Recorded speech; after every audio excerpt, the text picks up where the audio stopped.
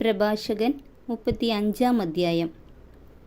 നിയമം പാലിക്കുന്നത് നിരവധി ബലികൾ അർപ്പിക്കുന്നതിനു തുല്യമാണ്.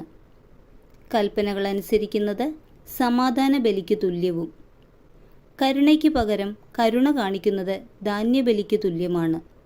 ഭിക്ഷ കൊടുക്കുന്നവൻ കൃതജ്ഞതാ ബലി അർപ്പിക്കുന്നു. ദുഷ്ടതയിൽ നിന്ന് ഒഴിയുന്നത് കർത്താവിന് പ്രീതികരമാണ്. അനീതി വർജിക്കുക പാപപരിഹാര ബലിയാണ്. വെറും കൈയോടെ കർത്താവിനെ സമീപിക്കരുത്. എന്തെന്നാൽ ഇവയെല്ലാം അനുഷ്ഠിക്കാൻ നിയമം അനുശാസിക്കുന്നു.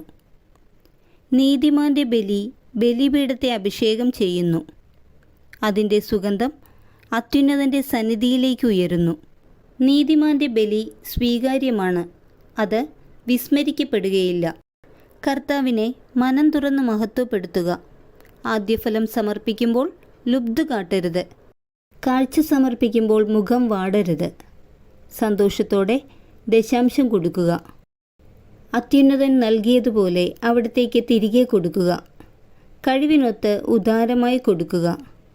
കർത്താവ് പ്രതിഫലം നൽകുന്നവനാണ്. അവിടുന്ന് 7 ഇരട്ടിയായി തിരികെ തരും. കർത്താവിനു കൈക്കൂലി കൊടുക്കരുത്, അവിടുന്ന് സ്വീകരിക്കുകയില്ല. അനീതിപൂർവമായ ബലിയിൽ ആശ്രയിക്കരുത്. കർത്താവ് പക്ഷപാതമില്ലാത്ത ന്യായാധിപനാണ്. അവിടുന്ന് ദരിദ്രനോട് പക്ഷപാതം കാണിക്കുന്നില്ല.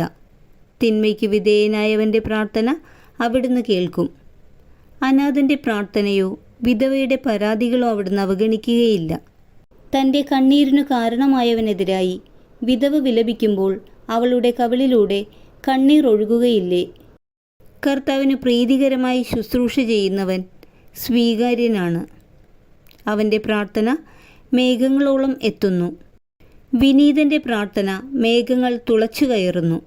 അത് കർത്തൃസന്നിധിയിൽ എത്തുന്നതുവരെ അവൻ സ്വസ്ഥനാവുകയില്ല. ന്യായവിധി നടത്തി നിഷ്കളങ്കനു നീതി നൽകാൻ അത്യുന്നതൻ സന്ദർശിക്കുന്നതുവരെ അവൻ പിൻവാങ്ങുകയില്ല. കർത്താവ് വൈകുകയോ സ്വസ്ഥനായിരിക്കുകയോ ഇല്ല.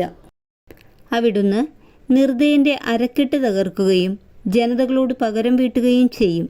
ധിക്കാരികളുടെ കൂട്ടത്തെ നിർമ്മാർജ്ജനം ചെയ്യുകയും അനീതി പ്രവർത്തിക്കുന്നവൻ്റെ ചെങ്കോൽ തകർത്ത് കളയുകയും ചെയ്യും. മനുഷ്യന് പ്രവൃത്തിക്കൊത്തും പ്രയത്നങ്ങൾക്ക് അവയുടെ വൈഭവത്തിനനുസരിച്ചും അവിടുന്ന് പ്രതിഫലം നൽകും.